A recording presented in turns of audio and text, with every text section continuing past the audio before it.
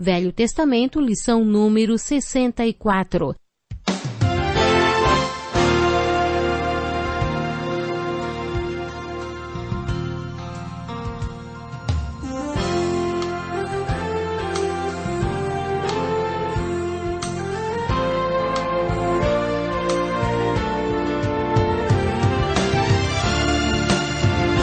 Deus tem planos para cumprir em nossas vidas. Essa é a mensagem de toda a Bíblia, e é isso mesmo que estamos estudando aqui no Encontro com a Palavra, escrito pelo pastor Dick Woodward e narrado pelo pastor Edson Bruno. Fique atento a mais um programa que o Ministério Cooperativo Internacional leva a você. Com você agora, pastor Edson Bruno.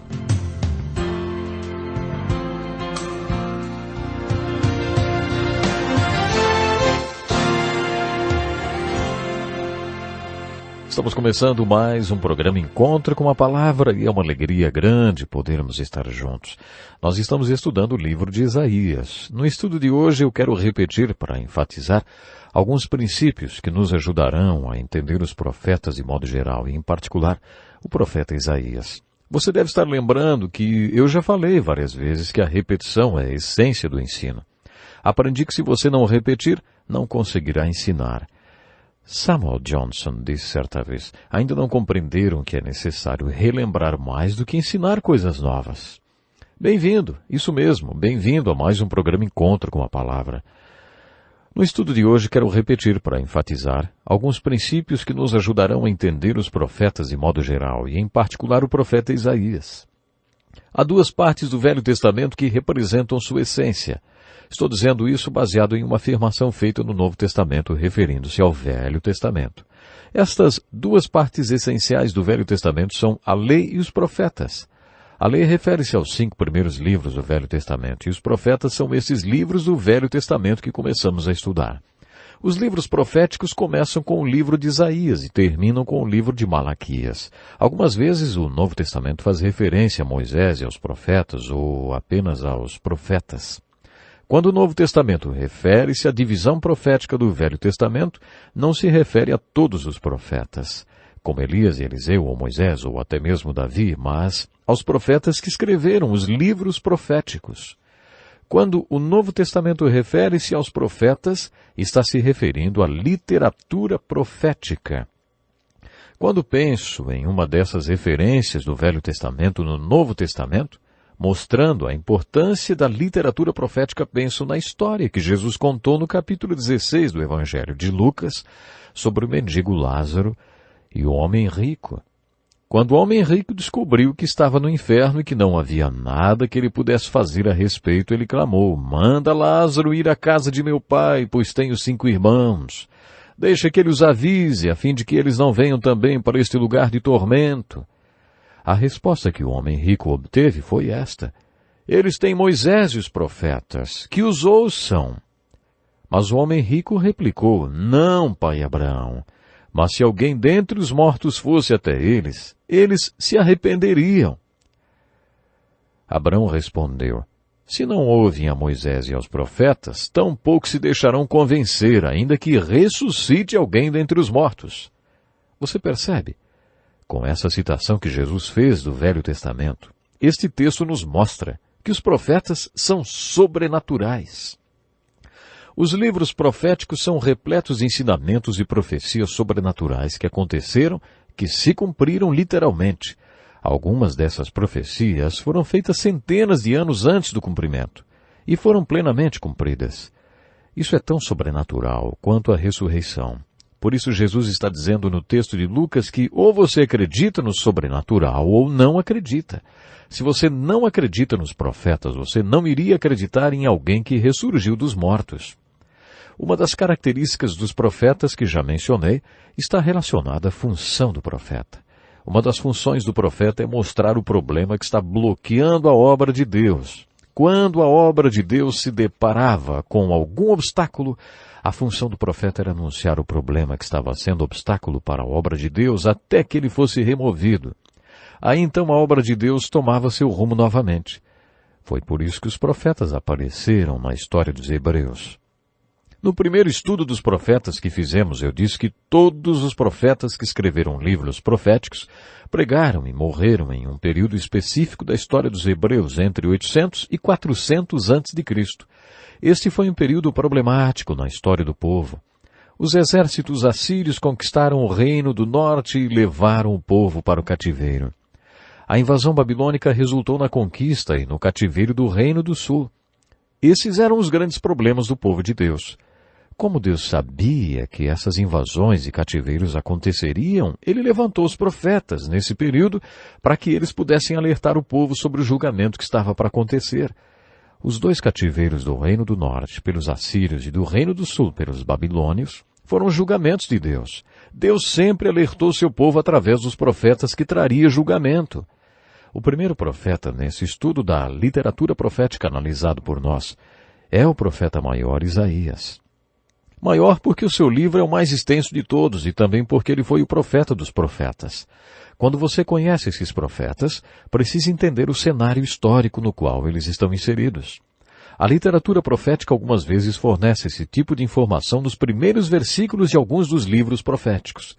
Quando os profetas queriam fornecer uma perspectiva histórica, eles relatavam quais reis reinaram durante o período em que ele foi chamado para pregar. No início do ministério de Isaías, o rei era Uzias. O rei Uzias reinou por mais ou menos 52 anos. Isaías começou seu ministério profético no final do reinado de Uzias. Na verdade, foi quando Uzias morreu que Isaías teve sua experiência espiritual, na qual ele recebeu o chamado para ser profeta. Quando chegarmos ao livro de Amós, veremos que Amós pregou nos primeiros dias do reinado de Uzias. Quando Amós já era velho, Isaías era apenas um menino. Outro rei que reinou durante o ministério de Isaías foi Jotão, o filho de Uzias. Uzias pegou lepra nos últimos anos do seu reinado. Por isso seu filho Jotão reinou junto com ele até que ele morresse. Jotão também reinou nos primeiros anos do ministério de Isaías, mas depois um rei que não era bom, chamado Acás, foi coroado rei. Os sermões de Isaías durante o reinado de Acás eram diferentes daqueles que ele pregou durante o reinado de Uzias. Isaías também pregou durante o reinado de Ezequias, que foi um bom rei. Apesar de ter muito a dizer a respeito da invasão dos assírios no reino do norte, Isaías também alertou o reino do sul sobre os efeitos dessa invasão. Isaías morreu no início do reinado do terrível rei Manassés. Como já destaquei, existe uma maneira correta de dividir o livro de Isaías. Ele é dividido em duas partes. Os primeiros 35 capítulos são sermões sobre o julgamento de Deus que viria sobre Judá e sobre o reino do norte através da invasão assíria. Os capítulos 36 a 39 são uma pausa histórica, relatando que a invasão aconteceu. A outra parte de Isaías vai do capítulo 40 a 66. Essa deve ser a parte do livro de Isaías que as pessoas mais gostam, porque se assemelha ao Novo Testamento. Ela começa com as palavras, consolem, consolem o meu povo. A primeira parte de Isaías é como se fosse uma cirurgia. A segunda é a cura que se segue a cirurgia. Esta é a maneira correta de dividir o livro de Isaías. Essa segunda parte do livro de Isaías, do capítulo 40 ao 66, é o coração do livro. É a parte que as pessoas mais gostam realmente. Ela focaliza a cruz de Jesus Cristo. Subdivide-se em duas outras partes, os capítulos 40 a 48, que são as profecias sobre Ciro, o Grande. Isaías falou sobre esse imperador 150 anos antes que ele existisse. Isaías o chamou pelo nome e disse que ele seria escolhido por Deus para promover o retorno do reino do sul do cativeiro babilônico. A profecia foi cumprida ao pé da letra e é um incrível exemplo do ministério profético de Isaías. A segunda parte do livro de Isaías focaliza a primeira e a segunda vinda de Jesus, os dois adventos de Jesus. Portanto, essas são as maneiras de dividir o livro de Isaías. Jesus começou seu ministério público com um manifesto. Ele foi à sinagoga de sua cidade natal e pediu o livro de Isaías. Ele abriu o livro no capítulo 61 e leu: O Espírito do Senhor está sobre mim, porque ele me ungiu para pregar boas novas aos pobres. Jesus explica quem seriam os pobres. Ele me enviou para proclamar liberdade aos presos e recuperação da vista aos cegos, para libertar os oprimidos e proclamar o ano da graça do Senhor. Jesus referiu-se aos pobres como os que são cegos, confusos, pessoas que foram feridas pelas dificuldades da vida. Ele anunciou que iria curá-los. Esse foi o manifesto de Jesus. Eu vou dar visão aos cegos. Foi o ministério de ensino de Jesus. Liberdade aos presos. Ministério de aconselhamento de Jesus. Depois ele disse, liberdade aos oprimidos. Foi isso que Jesus disse que faria. E foi exatamente isso que ele fez. Faça um traçado da vida de Jesus baseando-se no Evangelho de Lucas ou nos outros evangelhos e você verá que foi exatamente isso que ele fez. Em suas profecias messiânicas, Isaías conta como seria a vida do Messias. Vimos algumas dessas profecias em nosso último estudo sobre a estrada para Deus e os 7 Espíritos de Deus.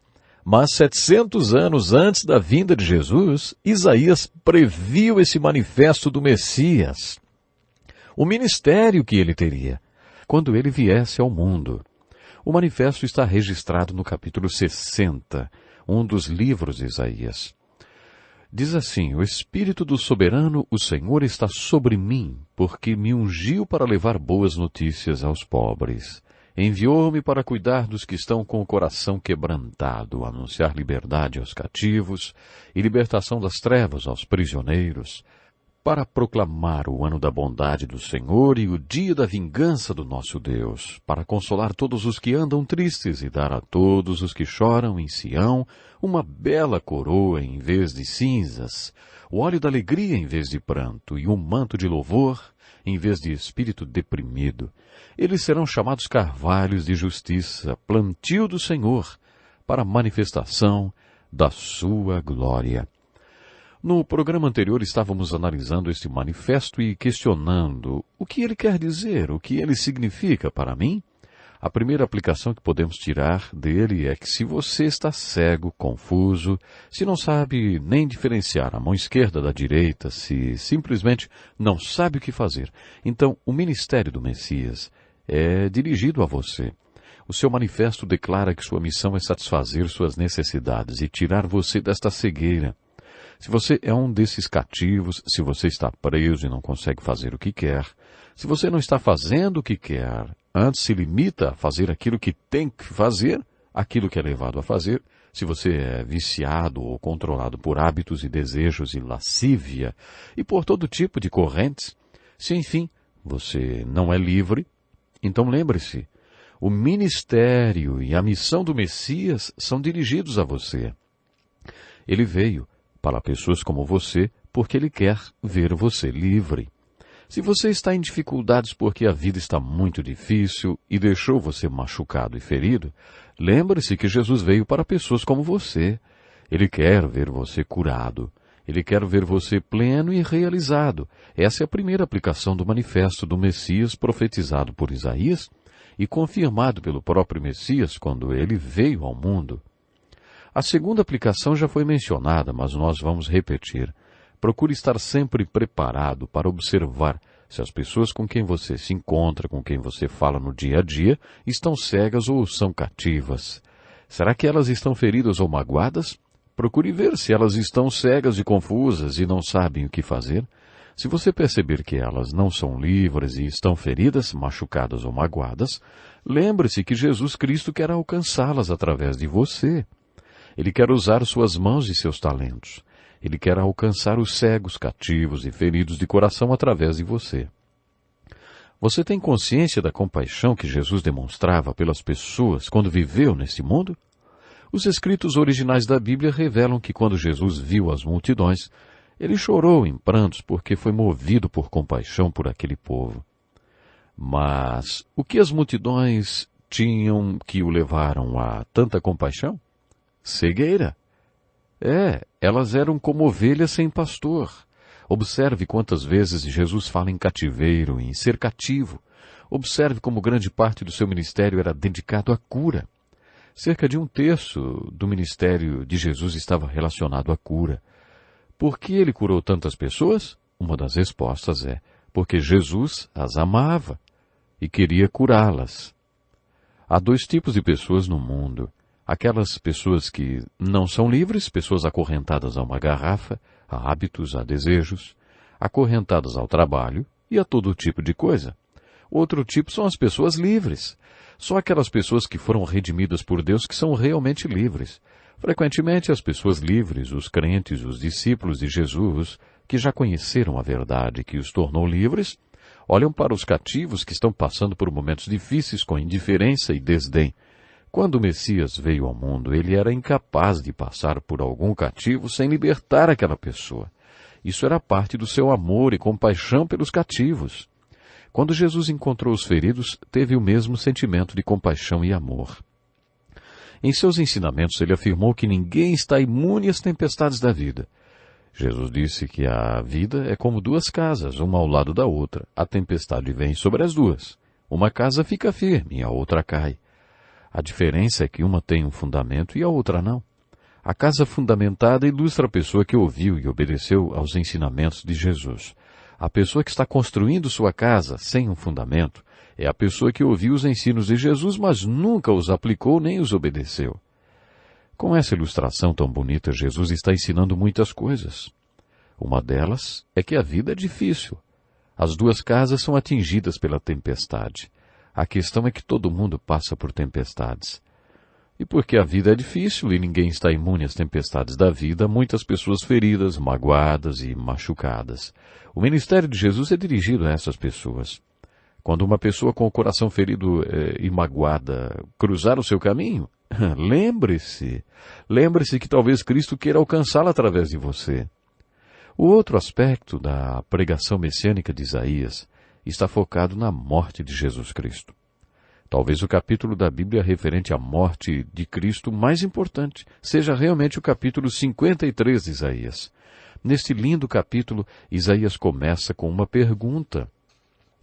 Quem creu em nossa mensagem e a quem foi revelado o braço do Senhor?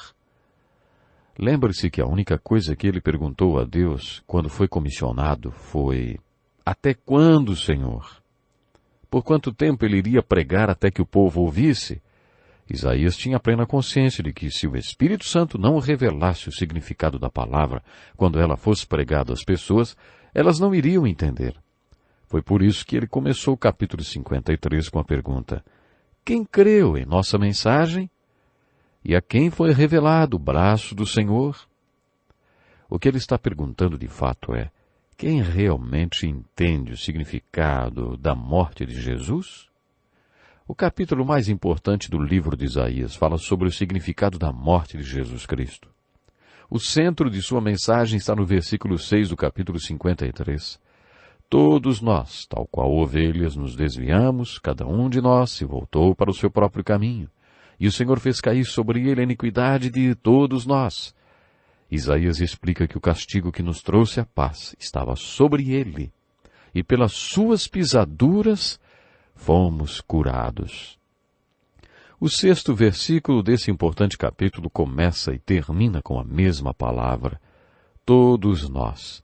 Da primeira vez que Isaías usa a palavra todos nós, ele diz, todos nós, tal qual ovelhas, nos desviamos, cada um de nós se voltou para o seu próprio caminho. Sabe, deveríamos nos perguntar, será que da primeira vez que Isaías fala, todos nós, tal qual ovelhas, eu me incluo também? Será que respondi, bé? Será? Eu fiz a mesma pergunta quando estudamos o Salmo 23. O Senhor é meu pastor, de nada terei falta, em verdes pastos me faz repousar e me conduz a águas tranquilas.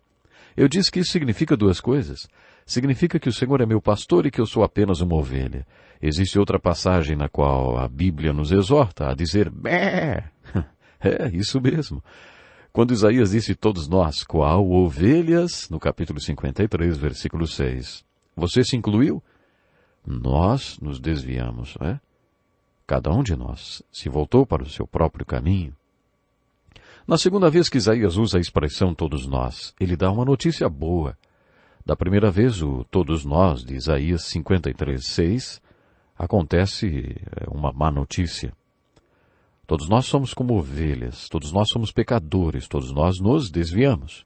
Na segunda vez que Isaías usa a expressão todos nós, ele diz: e o Senhor fez cair sobre ele, Jesus, a iniquidade de todos nós. Neste todos nós que Isaías diz, você se inclui? Você está percebendo o que quero dizer? Da primeira vez que Isaías usou a expressão todos nós, você se incluiu.